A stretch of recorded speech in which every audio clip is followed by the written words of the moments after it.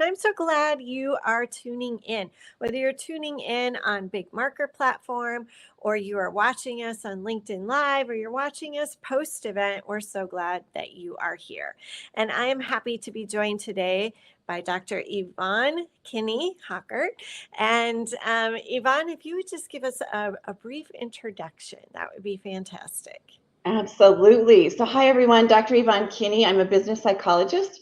I hail from Minneapolis, Minnesota, and we focus at Consulting Solutions on growing people so they can grow the business. So everything we do is around human behavior and how we all play well in the sandbox at work. And we really advocate for using data around people and behavior to help us make really good decisions in the way that we are approaching workforce, talent, and succession. Okay, super hot topics right Yeah. now because we're in this era of incredible change in our workforce. And on a personal note, I have known Yvonne for a long time, so I'm super excited to put her on the hot seat today. And if you have not tuned in to a Trends Talk before, we do this in 5 rounds. I'm going to ring the bell. I'll ask Yvonne a question, but you, dear audience, can also put your questions in the chat, and we'll be sure to get to those if you have questions for Yvonne as well. So let's go to round 1. Here we go. Let's get started. So, Yvonne, I'm so curious. What stat do you have? What data point? What tells us right now that succession planning simply cannot wait? It can't be backburnered. It's got to be a priority. Right. So I think there are many pieces that we want to be looking at, right? And as I work with a lot of small and middle market businesses, closely held, some family businesses, just the whole environment of human capital is evolving. People, talent, the whole landscape. And so it's super important to be looking at how we are identifying and developing individuals that are not only high performing individuals and potential leaders and next leaders of organizations, but also those with high potential. So high performing and high potential, it's a really good distinction. So we use frameworks that are evidence-based for defining potential and identifying them, which is super critical. So that's not really the data point, but I think it's important to understand that. We use data in every other aspect of our business. And so we also want to do that with our people selection, development, et cetera. So I think one data point is to just think about this. 60% of privately held businesses in North America have no formal succession plan. And yet more than half of their owners are expected to retire in the next 10 years. So we've probably heard the phrase, and you'll hear me say it maybe a couple times here today, what we refer to as the silver tsunami. There's a large population of baby boomers that are going to be exiting not only the workforce, but also their businesses. And so that creates this tidal wave of transition that's coming. And I think it's so important to really have the understanding of what that means as we look at organizations, whether or not they're ready or not. And a really important piece I would want to emphasize today is that succession planning is not about backfilling.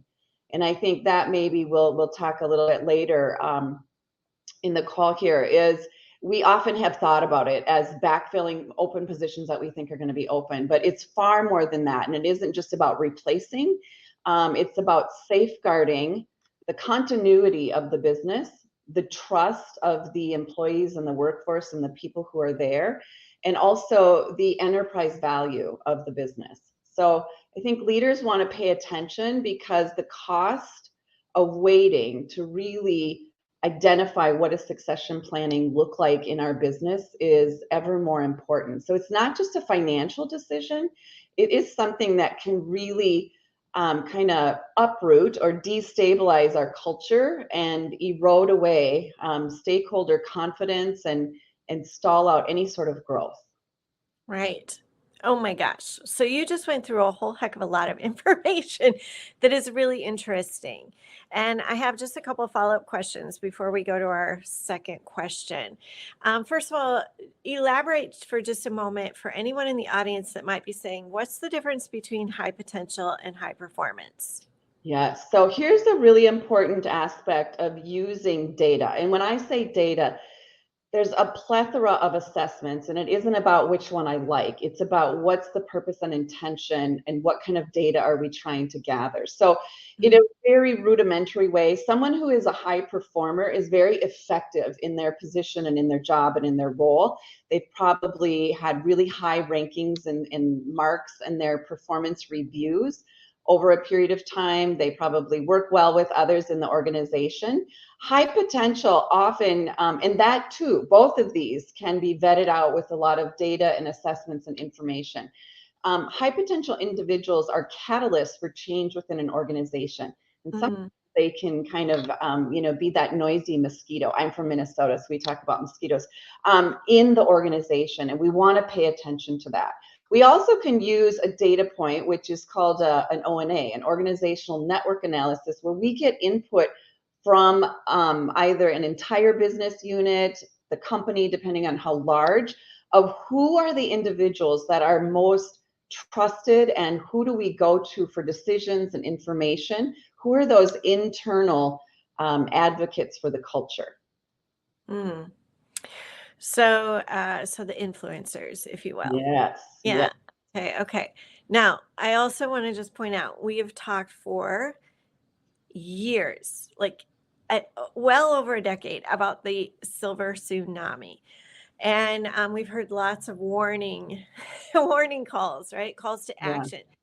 So you are saying that right now, like, we are nearing that kind of end of the silver tsunami where it's going to get real bad because we're running out of runway. Am I interpreting that correctly? I think that's one way, yes. And I would choose to, with my roots in positive psychology, to find the celebration in that. I think there's so many aspects to that. What we're also understanding is as people are leaving and transitioning into a next stage, whether that's retirement or what have you, we also are seeing the data showing us that people are coming back in some sort of capacity. So yes, it's not dire straits, but it's certainly something that we've known about, right? I would make the analogy of other areas where we have known information, but we may not act on it because it doesn't seem like it's relevant right here and now. I'm getting more calls and interactions with companies around, we're ready to start succession planning. What that means is we have somebody who wants to exit pretty quickly, and that's not the time to start when we're exiting. The time to start is well before that.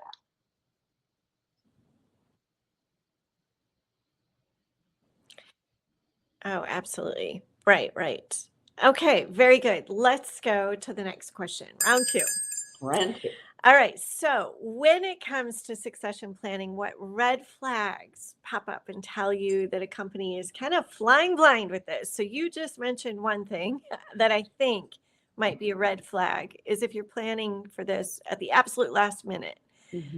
What else? I think another big red flag is this notion of silence. And that sounds maybe a little silly, but when leaders in an organization or even employees ask kind of who's next in line or who's going to be, moving into these positions, and the room goes quiet. So that indicates that there's a tone about that, or there's information maybe that's not available, or we're not communicating about things. I think another warning sign can be over relying on any one or multiple individuals. So in an organization where there's a founder or a key executive who holds most of the knowledge or the information, they may very well have, kind of groomed someone. And there's this, intentional and unintentional identifying and grooming. And I think the more intentionality that we can give to succession planning is helpful. So here again, that can be a bit of a red flag where we're making assumptions, but we're not really having a bona fide understanding and process to that. I think a couple others that I would mention. One would be high potential talent leaving because they don't necessarily see a path forward. And that correlates back to what I was just saying with the silence. If we're not communicating, then people are not aware. of what's going on, and they may decide that there's somewhere else that they should go because they would have more opportunities. I think the last one that I would say of maybe the most prevalent red flags is just the cost of ignoring all of these is just very steep for businesses, and it's not something that I think many businesses are really understanding what's the cost of that. So the intellectual capital that can be lost, not only from individuals that maybe are retiring, transitioning, or moving to a next step, but also those individuals who are more high performing and or high potential, and the information and capital that they've curated in their period of time there. I think if we function in kind of leadership vacuums, that straining spills over throughout the culture and impacts the culture.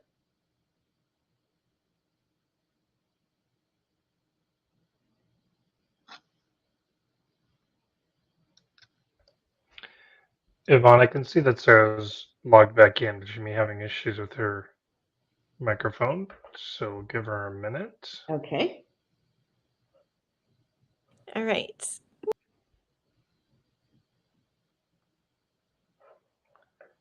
Almost got it there. Just one more minute, please.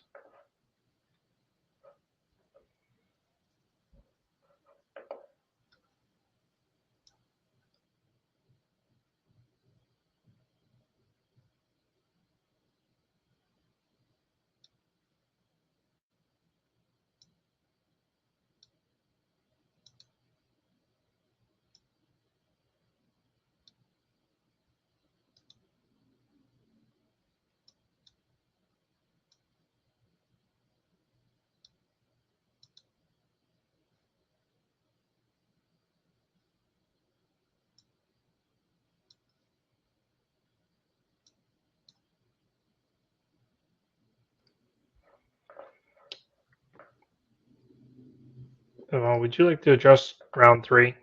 Question around 3? Sure. Let me see. Okay, I just want to see behavior shifting during succession. And are today's leaders facing pressures different? I think just about everywhere in business, the pressures are different, right? But I think we also want to understand the human side of transition. So change isn't really just about titles in leadership. It shifts behaviors, expectations, and just dynamics in business. And I think that permeates across all businesses and all companies. So it isn't, isolated just to the succession planning. I think it's such a human transition, just like when we're thinking of transitioning a business and we have a lot of focus on the financial side of things. What I'm encouraging here today is that we have as much focus on the people side of it, or the human capital side of it. Behavior shift because there's uncertainty. So if I have a sense in my company that the leaders, the founders are reaching a place where they may be approaching some sort of transition or exits or what have you, and if there isn't any communication or understanding of that, people can get unsettled. And that uncertainty breeds anxiety and stress, and people start to get very laser focused on the things that they're doing, and they can be kind of protecting of their turf and almost resisting changes, or starting to kind of, jockey for position and influence. So I think 20 years ago, maybe leaders were more measured by stability and tenure, and today the expectations are different. We live in a VUCA world, right? Volatility, uncertainty, complexity, and ambiguity. Everybody knows that phrase. But I think leaders are under such pressure and need to be very agile. The technology piece, we have to be much more tech savvy than we were 20 years ago. Employees want from us more transparency and understanding. And then we also have generations of individuals that are far more purpose-driven in their work and wanting to know what's next and what's happening next. So if there's some sort of shift in leadership and ownership, employees are more curious about that. Not that they weren't, 10 or 20 years ago, but I believe the ability to have information quicker and more readily available, that breeding that transparency is really what more employees are seeking.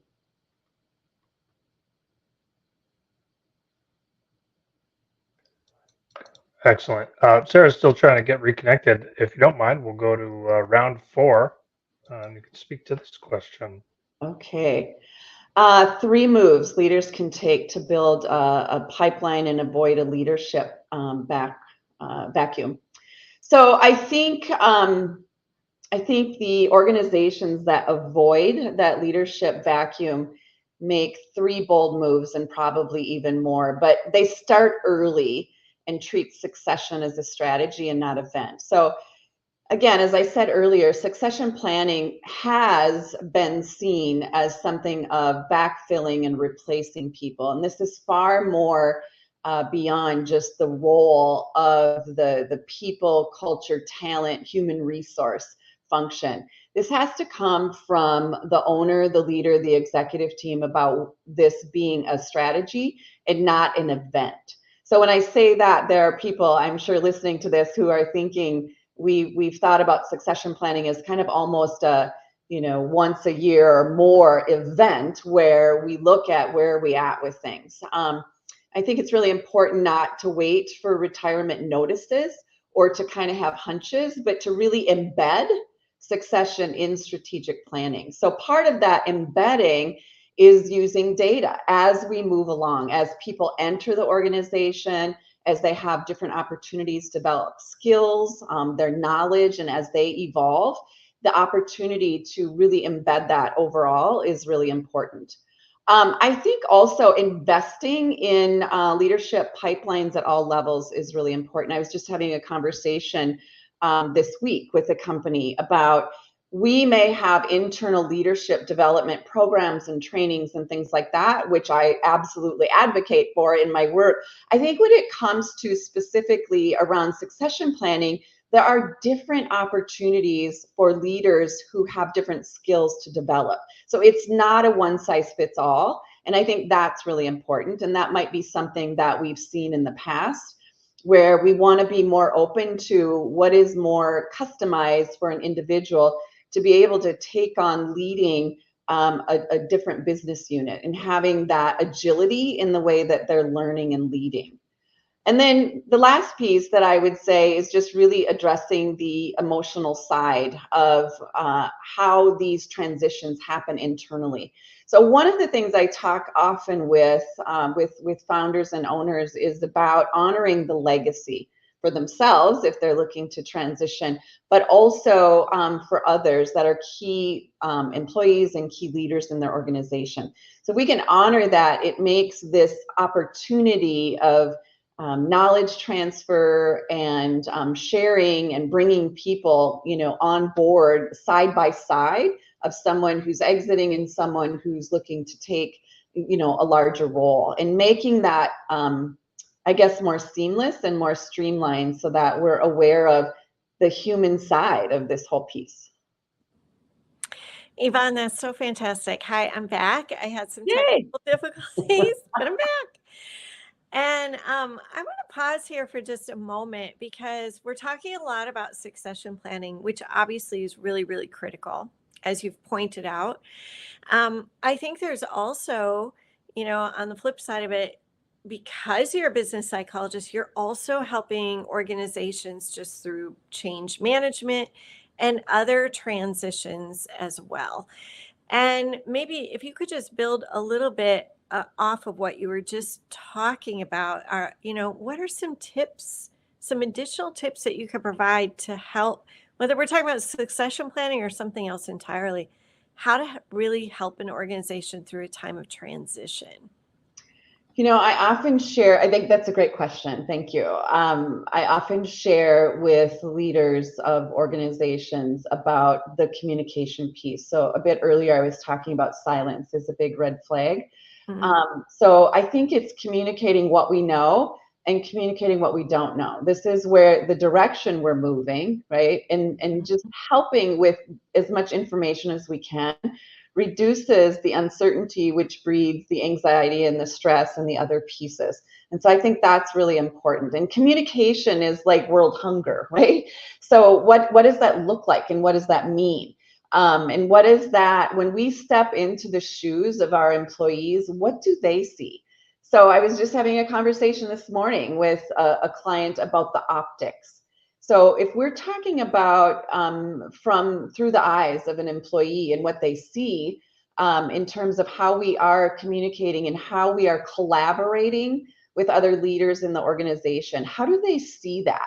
Is it simply information that we're sharing in emails and community or company meetings or in fireside chats?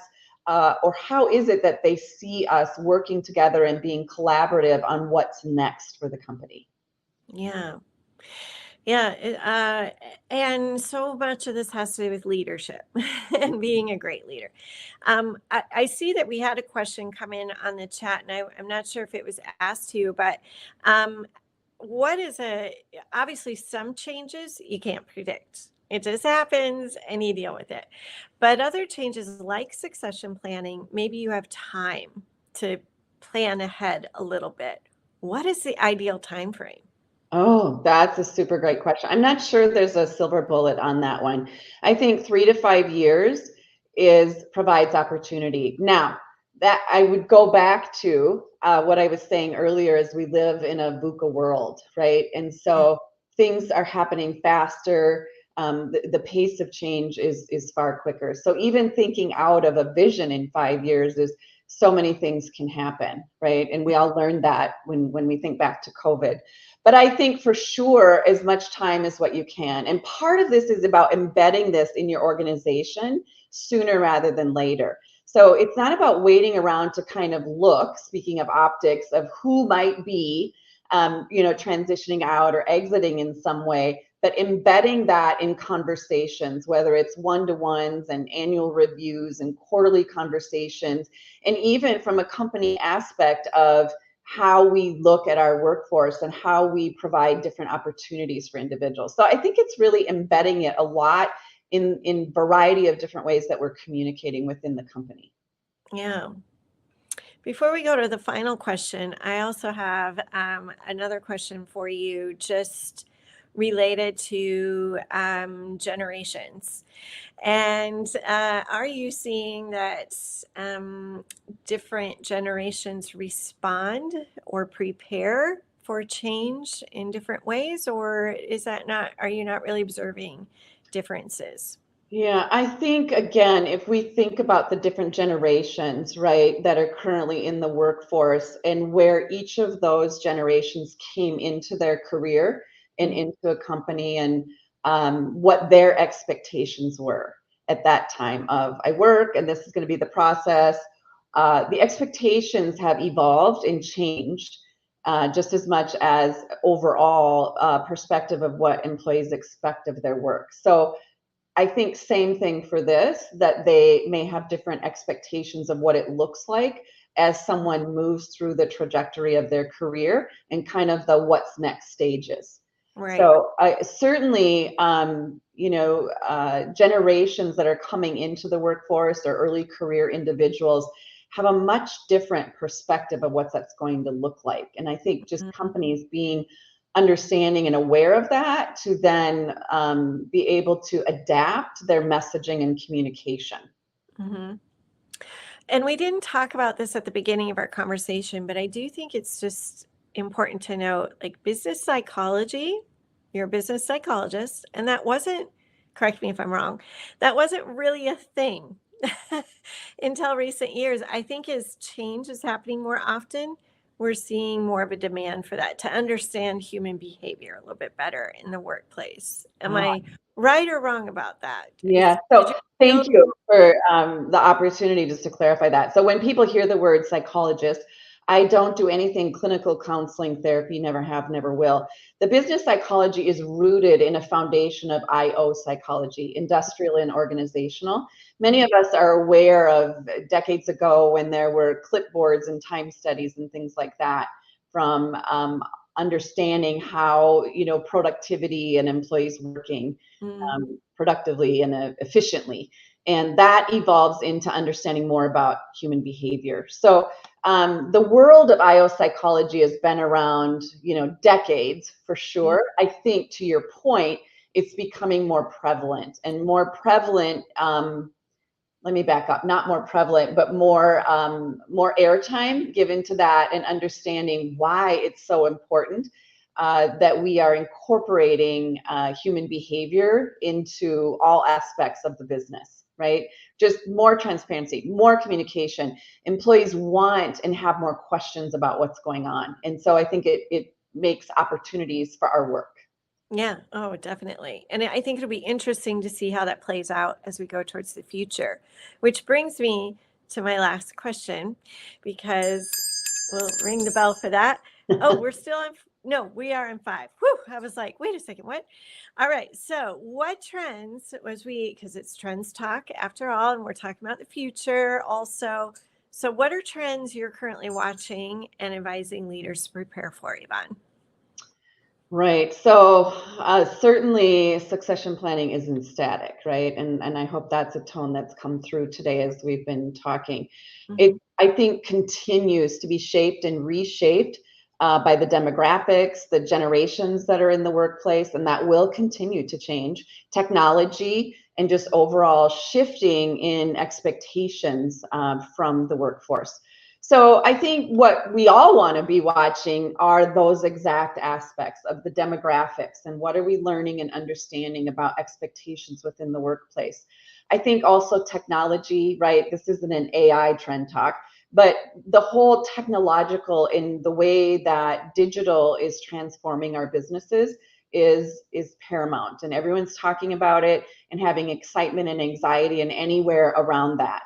So that is a really important trend that we want to be mindful of. And then, of course, the organizational culture aspect of how do all of these pieces, if we have a really solid organizational culture, how do we maintain that through all of these changes and shifts that we're seeing? And it's not about resting on our laurels that any company says, oh, we have a pretty positive culture, or we have a really effective culture. Being mindful of how do we manage that through all of these different changes. Oh, absolutely. And as far as culture goes, and you going in and helping with some of these aspects of understanding human behavior, it obviously impacts team building. And when we think about, how succession plan, I mean, all of the things with the relationships. But in terms of culture, what are some trends you're seeing right now? I think, even as I'm talking and advocating here today, succession planning, we have to be adaptable. And so as people are learning more about that, they're understanding we want to start earlier. And that kind of seems to have been a message for years too, but starting earlier and being adaptable about our approach to that. So it's not about picking replacements. It's not about just looking at, who might likely be the next individuals, because that doesn't mean that they're going to have the desire, that's one thing, or even the skills to be effective in what the business needs in the next couple of years, right? So if we have a strong growth plan, we want to also obviously align leaders that are able to navigate that.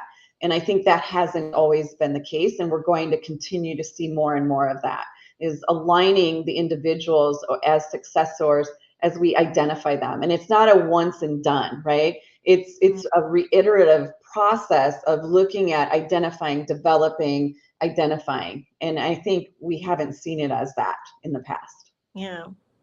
Wow, Yvonne, it's so fantastic to dive into this topic with you. There is a lot to think about.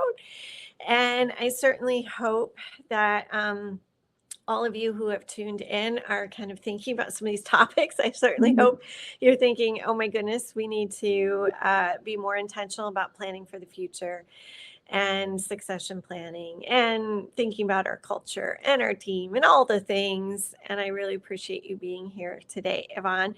Again, thanks for tuning in for Trends Talk. I'm Sarah Sladek, and a reminder, we have a great program coming up, the Next Gen Now Summit, happening in Washington, D.C. in October. There will be in-person event, but also an online facilitated event as well. So be sure to register, because early bird registration rates end August 31st, which, oh my gosh, we're almost at the end of August. It's end of summer, people. So prepare for the future and register for the Next Gen Now Summit right now.